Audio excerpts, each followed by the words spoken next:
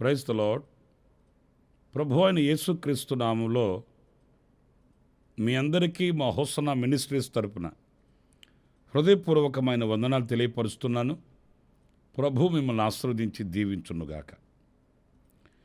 ప్రియులారా, ఈరోజు పరిశుద్ధుడైన పౌలు మన ప్రభు అయిన యేసుక్రీస్తును గూర్చి ఆయన చెప్పిన చక్కటి ఒక అనుభవాన్ని కొంతసేపు మనం ధ్యానిద్దాం. కొరింథీ సంఘానికి ఆయన ఉత్తరం రాస్తూ ఆ మొదటి పత్రికలో ఒక చక్కటి విషయాన్ని, కొరింథీ సంఘ విశ్వాసులకు ఆయన తెలియపరిచిన విషయాన్ని మనం చదువుదాం. 15వ అధ్యాయం 45వ వాక్యం దగ్గర నుంచి నేను చదువుతున్నానండి. ఇందు విషయమై ఆదామను మొదటి మనుషుడు జీవించు ప్రాణి ఆయనని వ్రాయబడి ఉన్నది. కడపటి ఆదాము జీవింపచేయు ఆత్మయాయను. ఆత్మ సంబంధమైనది మొదట కలిగినది కాదు, ప్రకృతి సంబంధమైనదే మొదట కలిగినది, తరువాత ఆత్మ సంబంధమైనది. మొదటి మనుషుడు భూసంబంధి అయి మట్టి నుండి పుట్టినవాడు. రెండవ మనుషుడు పరలోకము నుండి వచ్చినవాడు. మట్టి నుండి పుట్టినవాడు ఎట్టివాడో మట్టి నుండి పుట్టిన వారును అట్టివారే. పరలోక సంబంధి ఎట్టివాడో పరలోక సంబంధులను అట్టివారే.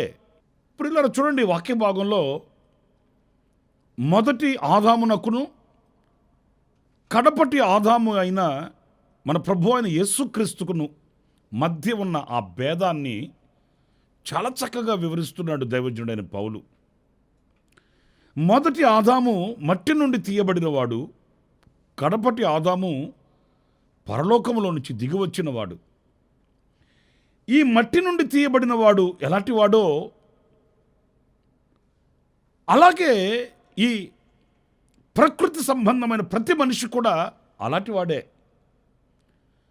ఆత్మ సంబంధి ఎలాంటి వాడో ఆత్మ సంబంధులను అలాంటి వాళ్లే అని మొదటి ఆదామునకును రెండవ ఆదాము అయిన ప్రభు అయిన యేసుక్రీస్తుకును మధ్య ఉన్న ఆ తేడాని ఈ వాక్యంలో ఆయన వివరిస్తున్నాడు. ప్రాముఖ్యంగా నేను ఈ 48వ వాక్యంలో మాటని నేను ధ్యానించాలని ఆశిస్తున్నానండి. ఎందుకంటే మట్టి నుండి పుట్టినవాడు ఎట్టివాడో మట్టి నుండి పుట్టిన వారును అట్టివారే. అంటే ఆదాము మట్టిలో నుండి తీయబడినవాడు. ఆ మట్టి యొక్క స్వాభావికమైన గుణగణాలు ఎలాంటివో ఈ మట్టిలో నుండి తీయబడిన ప్రతి మనిషి కూడా అలాంటి గుణగణాలని ధరించుకొని బ్రతుకుతున్నాడు. అయితే పరలోక సంబంధి ఎట్టివాడో పరలోక సంబంధులను అట్టివారే. ఇప్పుడు ఈ మట్టి సంబంధులైన వాళ్ళు, పరలోక సంబంధులైన వాళ్ళు, ఈ ఆదామునకును కడపటి ఆదామునకును, ఆదాము వలన వచ్చిన సంతతికిని కడపటి ఆదాము వలన వచ్చిన సంతతికిని మధ్య ఆ వ్యత్యాసాన్ని మనం గమనిస్తే చాలా విషయాలు మనకు మరి నేర్చుకోవడానికి దోహదపడతాయండి. చూడండి, మొదటి ఆదాము ఏ స్థితిని కలిగినవాడు, ఈ రెండవ ఆదామైన మన ప్రభు అయిన యేసుక్రీస్తు సంతతిగా ఉన్న మనము ఎలాంటి వాళ్ళము అనేది పరిశుద్ధ గ్రంథంలో మనం గమనించినప్పుడు ఈ మొదటి ఆదాము ఎక్కడున్నాడు?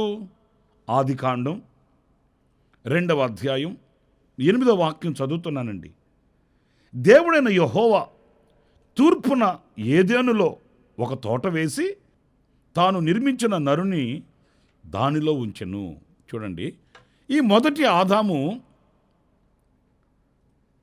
ఏదెను అనే తోటలో తూర్పు భాగాన ఒక తోట వేసి ఆ తోటలో ఆదామును ఉంచాడట. నేను మరలా ఈ వాక్యాన్ని మీకు జ్ఞాపకం చేస్తాను. తూర్పున ఏదెనులో ఒక తోట వేసి, ఏదెను అనే వనములో తూర్పు భాగాన ఒక వనము వేసి ఆ వనములో తాను నిర్మించిన నరుని ఉంచాడు. ఆయన అక్కడ ఉంటున్నాడు. ప్రతి చల్లటి పూట దేవుడు వచ్చేవాడు, ఆదాముతో మాట్లాడి వెళ్ళిపోయేవాడు. ఈయన ఇక్కడే, ఆయన అక్కడే. ఒకవేళ ఆదాముని మనం గనక, ఏమయ్యా ప్రభువు వచ్చాడు కదా, నీతో మాట్లాడాడు కదా, ఎక్కడికి వెళ్ళాడు ఆయన?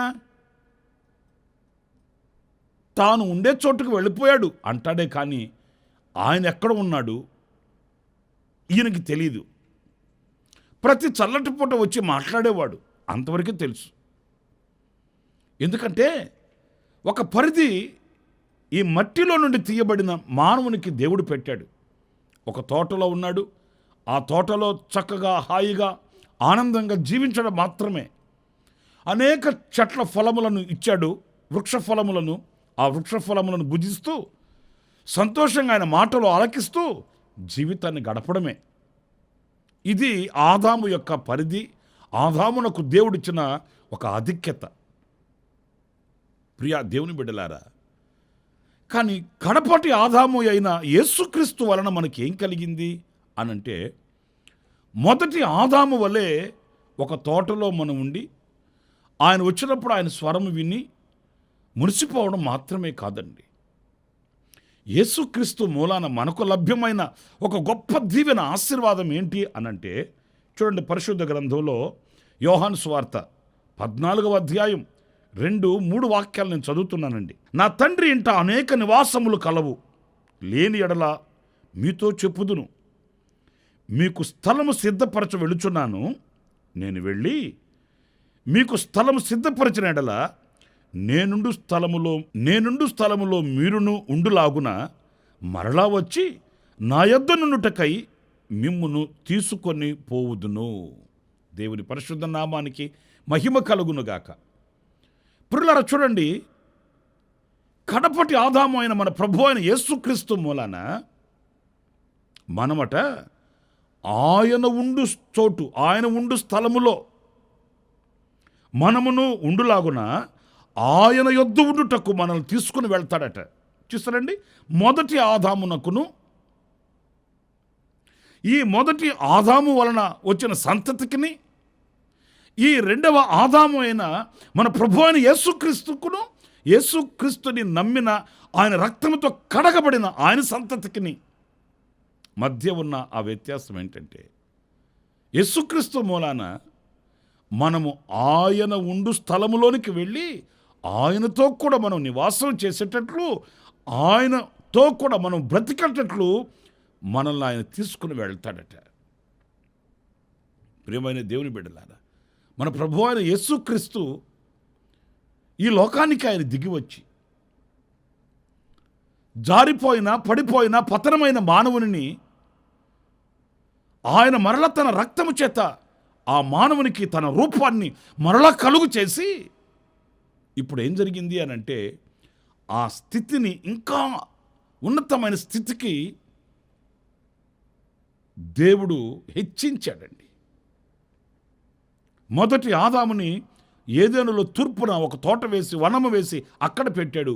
ఇప్పుడు యేసుక్రీస్తు తన రక్తము చేత మనల్ని కడిగి పవిత్రపరిచి పరిశుద్ధపరిచి కోల్పోయిన రూపాన్ని మరలా ఆయన మనకు అనుగ్రహించి, ఆయన ఎక్కడైతే ఉన్నాడో, ఎక్కడుంటాడు ఆయన? పరిశుద్ధ గ్రంథంలో మనం చదువుతాము, సమీపింపరాని తేజస్సులో ఆయన ఒక్కడే వసించుచున్నవాడట. అంతటి మహామహిమలో ఆయనతో కూడా మనము నివసించున్నట్లు, ఆయనతో మనం బ్రతుకున్నట్లు, ఆయనతోనే యుగయుగములు మనం నిలిచేటట్లు ఆయన ఉండు స్థలంలోనికి మనల్ని తీసుకుని వెళ్తాడటండి. ఇది ఎంత ఆధిక్యత చూడండి, ఎంత ఘనత చూడండి. నిజమే, మన ప్రభు అయిన యేసుక్రీస్తు ఆయన మనల్ని ఒక ఉన్నతంగా చూడాలన్న కోరిక కలిగిన గొప్ప దేవుడండి. ఏదో పతనమైపోయారు, దూరమైపోయారు, మనిషి పాపముతో కుంభక్కైపోయాడని విడిచిపెట్టడం, త్రోసివేయడం కాదు. కానీ ఆయన నిత్య సంకల్పాన్ని మన ఎడల నెరవేర్చడానికి ఆయన బలి అయిపోయాడు, ఆయన ప్రాణం పెట్టాడు. ఆయన చనిపోయి సమాధి చేయబడి పునరుద్ధానుడై లేచి ఆయన మనల్ని ఆయన ఉండు స్థలంలోనికి తీసుకుని వెళ్ళడానికి, స్థలము సిద్ధపరచడానికి వెళ్ళాడు. అంత మాత్రమే కాదు, ఇంకొక విషయం కూడా నేను మీతో చెప్తాను. అదేంటంటే ఆదికాండం 2వ అధ్యాయం 15వ వాక్యంలో మనం చదివితే, దేవుడైన యెహోవా నరుణ్ణి తీసుకొని ఏదెను తోటను సేద్యపరచుటకును దాన్ని కాచుటకును దానిలో ఉంచెను. ఇక్కడ చూడండి, నేలమట్టితో నరునిని చేసి నాసికారంధ్రాలలో జీవాత్మను ఊది జీవించు ప్రాణిగా చేసి అతనిని ఆ తోటను సేద్యపరచుటకును దానిని కాచుటకును ఉంచెను. ఇప్పుడు ఆదాము యొక్క పని ఏంటంటే ఆ తోటను సేద్యం చేసుకోవాలి, దానిని కాచుకోవాలి. ఇది ఆయన భుజస్కంధాల మీద ప్రభు పెట్టిన గురుతర బాధ్యత. ఏదో శుభ్రంగా ఏదేనులో ఉన్నామన్నాడు, వృక్ష ఫలములను తింటూ హాయిగా తిరుగుతూ సుఖంగా బ్రతుకుదాం అని ఆనందించడం మాత్రమే కాదు, కానీ దానిని కాచుకొనవలసిన బాధ్యత కూడా ఉందండి. దానిని సేద్యపరచుకోవాలట. సేద్యపరచడం అనే మాటలో ఎంత శ్రమ ఉంటుంది, లేక ఎంత బాధ్యత ఉంటుందనేది ఇంచుమించు అందరికీ తెలిసిన విషయమే. ఒక రైతు సేద్యపరచడానికి ఒక పొలాన్ని, ఒక స్థలాన్ని ఎంతగా ఆసక్తి చూపించాలి, ఎంతగా మరి బాధ్యత వహించాలనేది మనందరికీ తెలిసిన విషయమే. ఇప్పుడు ఆదాముని ఆ తోటలో ఎందుకు పెట్టాడు అని అంటే, ఒక బాధ్యతనిచ్చి దీనిని సేద్యపరచు, దీనిని కాచుకోమని చెప్పాడు. అయితే నా ప్రియ సహోదరులారా, మన ప్రభు అయిన యేసుక్రీస్తు అనే 2వ ఆదాము అనే మన ప్రభు అయిన యేసుక్రీస్తు మూలాన మనకు కలిగిన దివ్యమైన ఆశీర్వాదం ఎలాంటిదో తెలుసండి. మనమట చూడండి, ప్రకటన గ్రంథం 7వ అధ్యాయం 9-10 వాక్యాలు చదువుతున్నాను. అటు తర్వాత నేను చూడగా, ఇదిగో ప్రతి జనములో నుండి, ప్రతి వంశములో నుండి, ప్రజలలో నుండి, ఆయా భాషలు మాట్లాడు వారిలో నుండి వచ్చి ఎవడనూ లెక్కింపజాలని ఒక గొప్ప సమూహము కనబడెను. వారు తెల్లని వస్త్రములు ధరించుకొనిన వారై ఖర్జూరపు మట్టలు చేత పట్టుకొని సింహాసనము ఎదుటను గొర్రెపిల్ల ఎదుటను నిలవబడి, సింహాసనాసీనుడైన మా దేవునికిని గొర్రెపిల్లకును మా రక్షణకై స్తోత్రమని మహాశబ్దముతో ఎలుగెత్తి చెప్పిరి. ప్రియులారా చూడండి, మనము ఆదాము వలె తోటను సేద్యపరుచుకోవడానికి, కాచుకోవడానికి కాదు. మనం ప్రభు అయిన యేసుక్రీస్తు రక్తముతో కడగబడి, పరిశుద్ధ నీతి వస్త్రాలతో అలంకరించబడి, నీతిని అనుసరించి ఆయన పరిశుద్ధుడై ఉండులాగున మనము కూడా పరిశుద్ధులమై ఆయన ఆగమనమందు ఆయనను ఎదుర్కొనే మనము ఖర్జూరపు మట్టలు చేత పట్టుకొని సింహాసనం ఎదుట నిలిచి గొర్రెపిల్లకును సింహాసనాసీనుడైన మా దేవునికిని మా రక్షణకై స్తోత్రమని మనం గొప్ప శబ్దముతో ఆయన స్తుతించువారమంటండి. నా ప్రియమైన సహోదరులారా, ఆలకించండి. ఆ మొదటి మట్టిలో నుండి తీయబడిన ఆ మొదటి ఆదాము ఆ తోటలో సేద్యం చేయడానికి, కాచుకోవడానికి.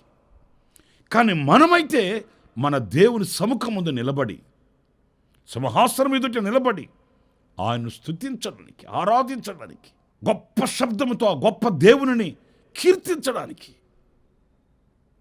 ప్రియులారా, ఎంత గొప్ప ధన్యతను ప్రభు మనకి ఇచ్చాడో ఒకసారి ఆలోచించాలి. యేసుక్రీస్తు యొక్క ఆ త్యాగఫలం మనకు ఎంత ఘనతనిచ్చిందో అనేది వర్ణనాతీతం, మనం వివరించలేనంతటిది. అందుకే పరిశుద్ధుడైన పౌలు మట్టిలో నుండి తీయబడిన వారు, మట్టిలో నుండి తీయబడిన వ్యక్తి ఎలాంటి వాడో వాని సంతతి కూడా అలాంటిదే. పరలోకము నుండి దిగి వచ్చిన మహిమ కలిగిన ఆ కడపటి ఆదాము ఎలాంటి వాడో ఆయన సంతతి కూడా అలాంటిదే అని ఈ రెండింటిని వేరు చేస్తున్నాడు. ఈరోజు మనం మట్టిలో నుండి తీయబడిన ఆదాము సంతతి వలె ఈ మట్టి సంబంధమైన కార్యకలాపాలలో సంతృప్తి చెందుతున్నామా, లేక కడపటి ఆదాము అయిన యేసుక్రీస్తు మూలన కలిగిన ఆ దివ్యమైన ఆశీర్వాదానికి మనం సిద్ధపడి ఆయన రాకడ కొరకు వేచి ఉన్నామా అనేది మనం పరిశీలించుకోవలసిన విషయం అండి. కాలం సంపూర్ణమవుతుంది. మన ప్రభు యొక్క ఆగమనమునకు మనం సిద్ధపడాలి. ఆయన రాకడ కొరకై మనం వేచి చూడాలి. ఇంకా మనలో ఏమైనా మట్టి సంబంధమైన స్వాభావికమైన గుణగణాలు మనలో ఏమైనా ఉన్నప్పుడు వాటిని పరిశీలించి పరీక్షించి వాటిని మన యొద్ద నుంచి తొలగించుకొని యేసుక్రీస్తు మూలాన కలిగే ఆ మహిమను ధరించుకొని సంపూర్ణులమై ఆయన రాకడ కొరకు వేచి చూడాలి. ఆయన మూలాన మనకు కలిగే దివ్యమైన ఆశీర్వాదానికి మన పాత్రులం యోగ్యులము కావాలి. నా ప్రియ సహోదరులారా, ఆచారాలు పట్టుకొని తిరగడం కాదు, ఆచారాలలో సంతృప్తి పొందడం కాదు, ఆధ్యాత్మికమైన వాటిల్లో బలాన్ని పొందుకొని నా ప్రభు అయిన యేసుక్రీస్తు మూలాన కలిగే ప్రతి దీవెన, ప్రతి ఆశీర్వాదం నేను అనుభవించాలి. ఆనాడు ఆయనతో కూడా కలిసి యుగాయుగములు జీవించాలన్న కోరిక, ఆ తపన మనలో రగలాలి. ఆనాడే దినదినము మనము పరిశుద్ధపరచుకోగలుగుతాము, దినదినము నూతన శక్తిని పొందుకోగలుగుతాము. ఏ క్షణాన ప్రభు స్వరము వినబడుతుందో ఆనాడు కనురెప్పపాటులో రూపాంతరము చెందుతాము. అలాంటి కృప ప్రభు మనందరికీ అనుగ్రహించుడుగాక. తలలు వంచండి, చిన్న ప్రార్థన చేసుకుందాం. కృపా సత్య సంపూర్ణుడ జీవాధిపతి అయిన ప్రభువా, మీకు వందనాలు నాయనా. మొదటి ఆదాము, ఆ ఆదాము వలన వచ్చిన కార్యాలు ఎలాంటివో మేము గమనిస్తూ వచ్చాము. రెండవ ఆదాము అయిన మీ ద్వారా కలిగిన మహిమ ఎలాంటిదో మేము గమనిస్తూ వచ్చాము, మేము నేర్చుకుంటూ వచ్చాము. నా ప్రభు, మీ వలన కలిగిన గొప్ప ఆశీర్వాదానికి మేము పాత్రులమై ఈ లోక సంబంధమైన మట్టి స్వాభావికమైన ఆ గుణగణాలని విడిచిపెట్టి మీ మహిమను ధరించుకొని మీతో యుగాయుగములు జీవించే ఆ కృప ప్రభు మేము పొందుకునేటట్లు నా తండ్రి మా చేతిని మీరు పట్టి నడిపించండి. మాకు వివేకమైన హృదయాన్ని ప్రసాదించండి. కుడికాయను ఎడమకాయను తొలగక మీ వైపు చూస్తూ మీ మహిమను ధరించుకొని మీ ఆగమనము కొరకు వేచి చూచే విశాలమైన హృదయాన్ని, ఆత్మ సంబంధమైన నేత్రాన్ని, దృష్టిని మీరు కలిగించి నడిపించమని మమ్మల్ని మీ చేతులు సమర్పించుకుంటూ యేసు నామములో ప్రార్థించి వేడుకొనుచున్నాను తండ్రి. Amen, amen. ప్రభు మిమ్మల్ని ఆశీర్వదించి దీవించునుగాక. ఈ దినమంతా విశేషమైన కృప నా దేవుడు మీకు అనుగ్రహించుగాక. ఆమెన్. ప్రతి దినము ఈ అనుదిన కృపాను సందేశాల కొరకు, ఇంకా మరిన్ని ఆత్మ సంబంధమైన సందేశాల కొరకు ఈ మా యూట్యూబ్ ఛానల్ ని సబ్స్క్రైబ్ చేసుకోండి. Pastor Ramesh, ministries.